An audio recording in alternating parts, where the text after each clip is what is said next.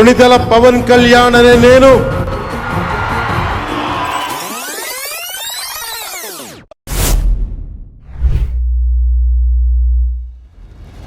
వారసత్వ రాజకీయ వాసనలు తగల్లేదు.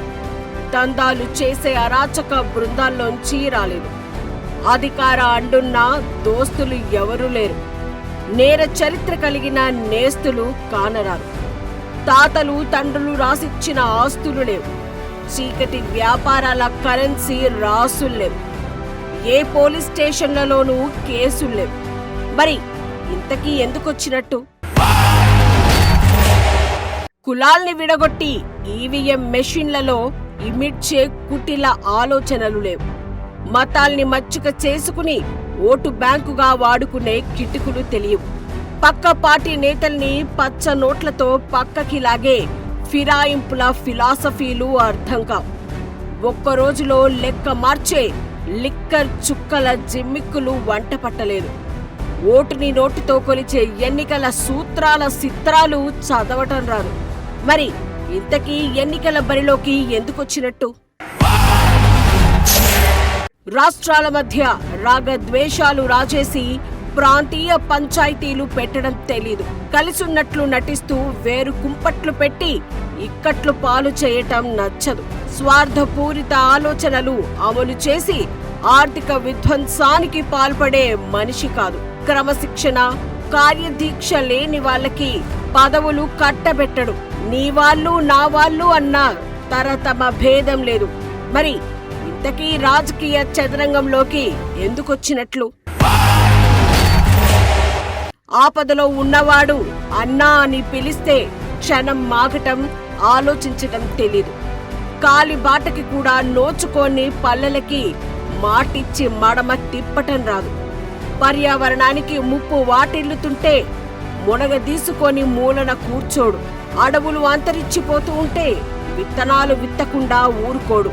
రైతులకి నష్టం వాటిల్లితే భర్తీ చేయకుండా గల్తీ మాటలు చెప్పటం చేత కాదు. తన వాళ్ళైనా సరే తప్పు చేస్తే ఉపేక్షించడం రానే రాదు. మరి ఇంతకీ అసలు ఎందుకొచ్చాడో తెలుసా?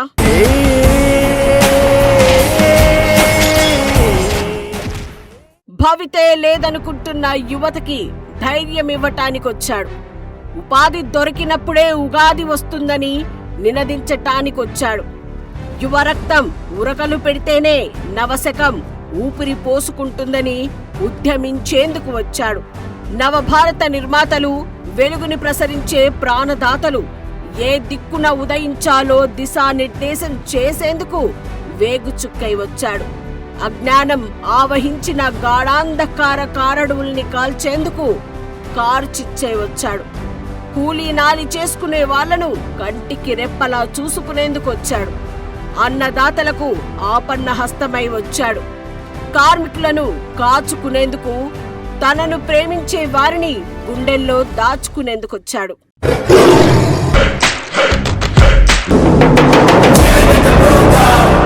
గ్రామీణాభివృద్ధిని గాడిలో పెట్టేందుకు, పంచాయతీ రాజ్ని ప్రక్షాళన గావించేందుకు, గ్రామీణ నీటి సరఫరాతో సస్యశ్యామలం చేసేందుకు, సైన్స్ అండ్ టెక్నాలజీతో సరికొత్త చరిత్ర రాసేందుకు, పర్యావరణాన్ని పరిరక్షించేందుకు, అటవీ శాఖని అభివృద్ధి చేసేందుకు, 6 శాఖల రూపురేఖల తీరు మార్చేందుకు వచ్చాడు. పవన్ కళ్యాణ్ రాకతో గ్రామీణ ప్రాంతాల్లో పల్లె పండుగ వెల్లివిరుస్తోంది. కోట్లాది రూపాయల నిధులు కదిలి వస్తున్నాయి. మౌలిక వసతుల్లో కీలక మార్పులు జరుగుతున్నాయి. గుంతల రోడ్లు రహదారులై బారులు తీరుతున్నాయి. తాగునీటి కష్టాలు తీరిపోయి పల్లెలు జలకలతో జీవం పోసుకుంటున్నాయి. సచివాలయ వ్యవస్థ సవ్యంగా సాగుతోంది. ఉద్యోగులకు పదోన్నతులు ప్రాప్తిస్తున్నాయి. సరికొత్త పాలనా సంస్కరణలు ప్రారంభమయ్యాయి. గిరిజన గ్రామాల వైపు కదిలిన పవన్ కళ్యాణ్ కష్టాలు దరిచేరకుండా గిరిపుత్రులకు ఓ దారి చూపుతున్నాడు.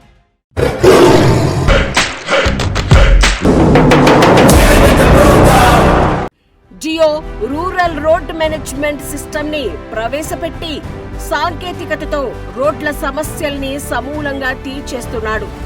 గ్రామ స్వరాజ్యమే లక్ష్యంగా అడుగులేస్తూ ఉన్నాడు. పర్యావరణ పరిరక్షణకై 24 కోట్ల రూపాయల వ్యయంతో అరణ్యారామం ప్రాజెక్టుకి అంకురార్పణ జరిగింది. అటవీ పరిశోధనలు, శిక్షణా విభాగాలు ఈ కమాండ్ సెంటర్లో కళ్లు తెరవబోతున్నాయి. మైనింగ్ మాఫియా నుంచి అడవులను కాపాడేందుకు నందనవనం కార్యక్రమం పుట్టుకొచ్చింది. మొక్కలు నాటడం, పర్యావరణాన్ని రక్షించటం ఇవే నందనవనం ప్రధాన ధ్యేయాలు. కోస్తా తీరంలోని మడ అడవుల్ని కాపాడేందుకు గ్రీన్ బెల్ట్లు ఏర్పాటు చేస్తూ ఉన్నారు. ఇవి వాతావరణ మార్పుల్ని తట్టుకుని పచ్చదనానికి నిలయమైన అడవుల్ని కాపాడే జీవరక్షణ వలయాలు. ఇక 2,50,00,000 సీడ్ బాల్స్ ని తయారు చేసి బృహత్తర కార్యక్రమం చేపట్టారు.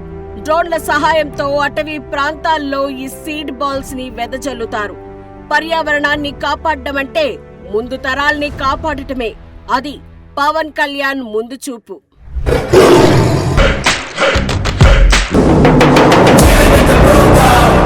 నల్లమల, శేషాద్రి కొండలు, తూర్పు కనుమలు, అక్కడే అపారమైన అటవీ సంపద దాగుంది.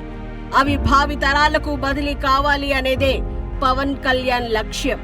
ఆయన చేపడుతున్న పనులే అందుకు సాక్ష్యం. విదేశీ పెట్టుబడులు ఆకర్షించాలి, యువతకి ఇక్కడే ఉద్యోగాలు కల్పించాలి. అలా జరగాలి అంటే పర్యావరణంపై అవగాహన పెరగాలి. సైన్స్ అండ్ టెక్నాలజీ అందుబాటులోకి రావాలి. ఫార్మా, ఐటీ, ఆక్వా రంగాల్లో ఉపాధి దొరకాలి. పవన్ కళ్యాణ్ ఆ దశగానే పయనిస్తున్నాడు.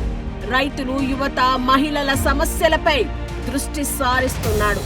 నీటి సరఫరా, పారిశుద్ధ్యం, రెవెన్యూ, ఐటీ వింగ్ అన్ని వర్గాల్లో విప్లవాత్మక మార్పులు తెస్తున్నారు.